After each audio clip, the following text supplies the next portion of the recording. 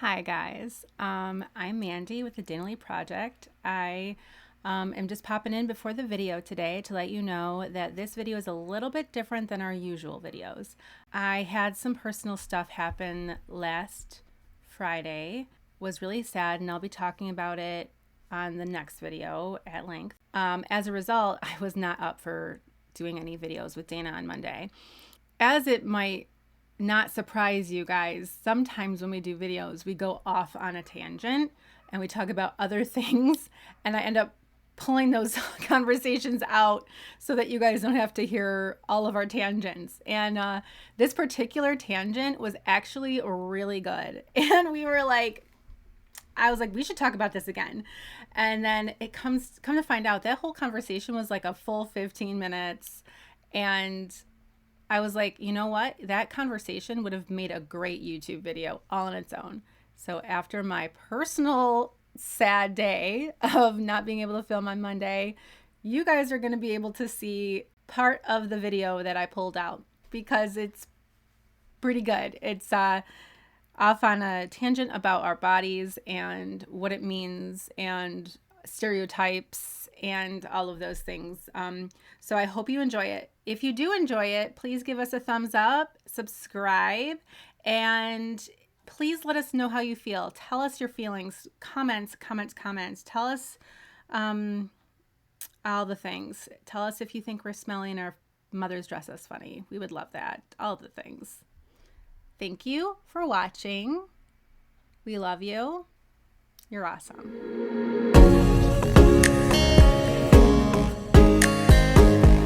Now I have this awareness. Where do I go from here? My entire image and my entire identity and my entire following is built on this thing. And now what happens when I want to change the direction because I really care about my mental health and I really I need the help. So it becomes a very like a trap, it's like, so it starts to compound and I get, so I guess that part of me does have sympathy and will give them the benefit of the doubt of how it can get so big and beyond, like, how do you reel it in, Mm-hmm. you know? So it's And, complicated. and I think that the community, our America, where we live, really celebrates it. Like we celebrate perfectionism, we celebrate perfect body, we celebrate it, we follow it. Um, you know, there are very few like chubby exercise influencers, like who are moving their body and doing all the things and living the great life. But there's like an extra this and extra that. People aren't going to follow that because they believe we've been taught that whatever they say isn't working for them, even though it is working for them. It just doesn't look perfect. So this perfection is the imperfect isn't rewarded. It's just the way it is, unfortunately. Very, very few like yeah, if you were to talk to somebody, like I want to say if I were to talk to like someone in my father's generation about the children now and how they're all like a lot of them are a little like they celebrate their bodies of all sizes, which is really great. I see, the actors and the actresses are all different sizes and different colors and different all the things. And my father will he I was driving in the car with him once and there was a girl who was wearing shorts and a bikini top and my dad said out loud, he shouldn't have because I was in the car. What possessed her to walk around like that? And I was like, what possessed you to say something? I was like, and he's like, well, Mandy. I'm like, Dad, why did you need to say that? Like I think she looks happy and comfortable, and it made you uncomfortable, and I'm wondering why. Just a young girl, probably in her 20s, just going to the beach, like let her do it. But like that they had that age group definitely was the start, I would say, even maybe just a little bit before that, of you have to cover your whole body up unless you're like a size two. They did their best. Of course, I'm gonna say, sidebar, my father, he was raised in that way. So that was not his fault. I don't want to say it's his fault, but he does learn and he does talk to me about stuff like this now because I'm like up his ass about it. But yeah, it's like this perfectionism started a long time ago and we were all raised in it. I mean, we were raised in it. It's what makes us, it's like our comfort level of perfectionism. It's so crazy. And that's where like um the bias, I guess, we all have these biases of this person must know what they're doing because they look like this. So I have to follow you. Before you know it, like I said before, I'm all the way in and trying to be this person who I'm not. So I guess more of this stuff being exposed can really be helpful, though, to our training our eye in really seeing um, what is authentic and true versus what is a facade. Hmm. And, um, so I think that's what's good about a lot of these documentaries coming out and these things coming to light and more with social media and the exposure that we have.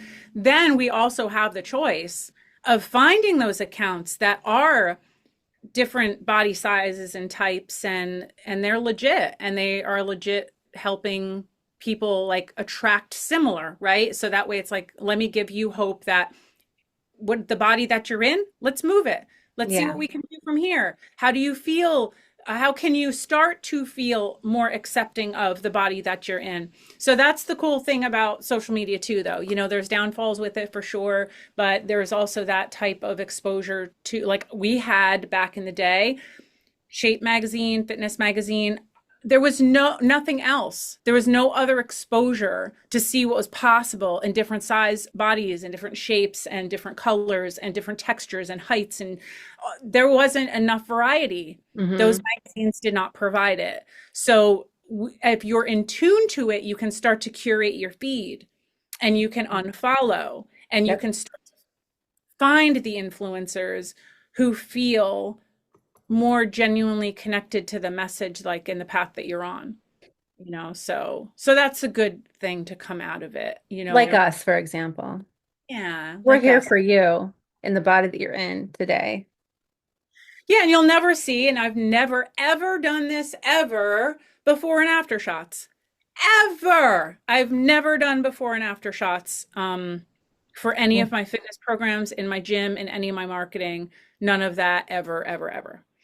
I think you're more than your body. I think that there are things way more interesting than your body about you. Mm-hmm. And that's our integrated approach of becoming, a whole human, the Dana Lee Project, the Mandy Project, Hmm. the You Project. You're more than your body. And Yeah. that's my message. Yeah. And like what we talked about last week with, me and my me changing, trying to change my perspective because of this new body. It's like, yeah, Mandy, you're more than your body. There's so much more to me and there's so much more to you. Also, your job isn't who you are. And that's Mhm. another thing that they have in that, like I would say for you, Dana, like there's a persona um of the trainer and what that means. And like I'm curious, did you ever have that? Like in my brain, I'm thinking if I could never be a trainer because I don't have a six pack ab. Like that's like in the back of my head. You know what I mean? Did you ever have that when you were like starting? Or did you have to Oh fight yeah. that? Hey, friends, are you like me and are super excited about spring? I can't wait. I'm loving a little bit of sunshine poking through the windows and the birds chirping and all that fun stuff. I just love the change of seasons.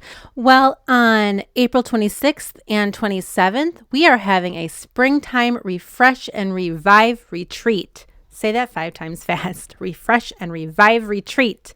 And we're all going to be there. All the cool kids are going to be there. And it's going to be so much fun.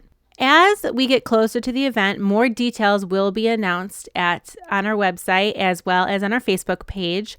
But in the meantime, if you want to come, go ahead and grab yourself a spot. We will have the link in the description. Can't wait to see you guys there. It's going to be great. Yeah. Oh, constantly. I mean, since I started my career, really was like, who am I to do this? And then when I did start my YouTube channel, we came up with the idea to film workout videos a, a couple years before I actually started doing it. It took like 2 years, maybe longer, for me to get up the courage because, and I was lean, but flat chested, crooked teeth, not looking the part in the way that I thought. I wasn't very voluptuous. It was, I had more of, more of like an athletic boy frame. My hips aren't like, so there are things that it doesn't matter really, like what you, it's still, that's why I say diet culture is just the message of however you are now is not good enough. So Absolutely. that's what it Hmm. means, right? Now what's interesting though, I've always been happy with my flat chest. I'm just saying in that was a part of our I accept myself with a flat chest. I could do jumping jacks and all sorts of things and I could wear halter tops and I have no Lucky, complaints about lucky, lucky girl. my tiny little titties. I have no complaints.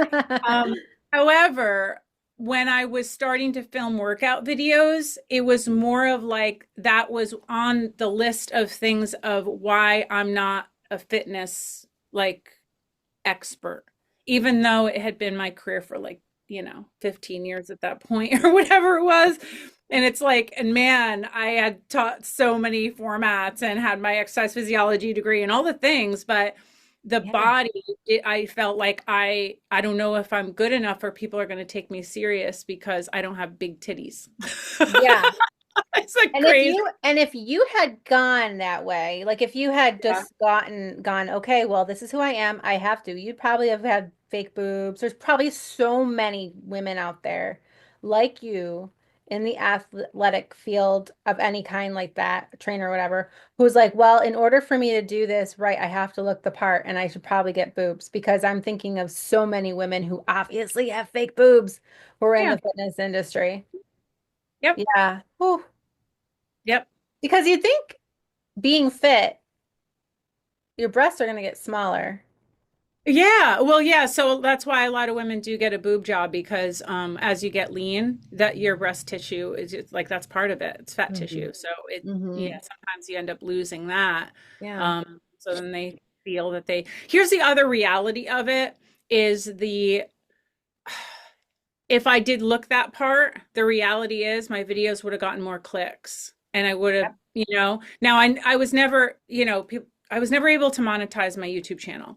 And this is because I used some awesome music. And when that music got flagged for third-party content, Dana Lee, the creator of her YouTube channel, did not get paid. So there's a lot of assumption about that of like, oh my God, you have hundreds of thousands of video views on your kickboxing and all of that. I did not see a dime of that because I used some really awesome music. so, Wow. but what I will say is my channel probably would have grown a lot faster if I were to show some cleavage and would Yeah. have had, but I'm just not that kind of trainer. I'm, because I believe I'm more than my body, my workouts and the experience. I didn't want to be seen for that. I Yes. wanted to be seen for the experience of, and to that point, I really didn't get many trolls on my YouTube channel. There were people legitimately following my workouts because they were the real deal. Hmm. It's realfit.tv. They were the real deal. And that attracted people who really wanted fitness, not just cleavage and Hmm. ass. so Right. so at least it was like authentic, like I have real followers who are interested but I do know that it can be an angle with many of my colleagues. I'm Yeah. going to use that to my ability to draw in more followers and more likes and more video views so that you know Hmm. Yeah. It create makes some me more. think too, because even in that, there's different body types for different workouts. I'm thinking like a yoga teacher is real thin and tiny and wafy. Like that's the stereotype. Mhm. And she doesn't have big boobs. She's just kind of like long and tiny. So then the really curvy girl who's like probably is like, I really don't fit in there either because I'm a yoga teacher who has big boobs. Like that never it never ends. There's like Never end. totally Never end. Or if you're Yeah. a weightlifter who's just real tiny, real lean, you got to have the definition and So now I'm just really proud to be at that point that I am doing my thing. And the people who are brought to me and through my work, I just stay true to my clients, and that just speaks for itself. And it just has a natural ripple effect of just kind of organically growing like that. And I'm kind of almost full circle away, like away from the social media and the like big, huge, like looking to get the following that way. And I'm kind of back to that full circle of I really like the grassroots of like legitimately connecting with my clients in a very real way because it's important to me. I Mhm. want to I don't I want to get to know them. If they cancel out of class, like I text them, "Hey, what's going on? You all right?" And they're people aren't used to that. They're used to like, Mhm. I'm just going to go to the gym and no one even cares if I don't show up. I'm like, yeah, I mean, with our mentorship calls, right? It's like, yeah, what happened to you this week? Are you okay? I like that. I Yeah. really enjoy that about our community. And, so it depends on what you want out of it. I don't want the fame. I don't want I don't want that stuff. It's not important to me. At that stage of my life, being, Mhm. 48 years old at this point with 30 years under my belt with this career. And I have a more well balanced, healthy relationship even with my career.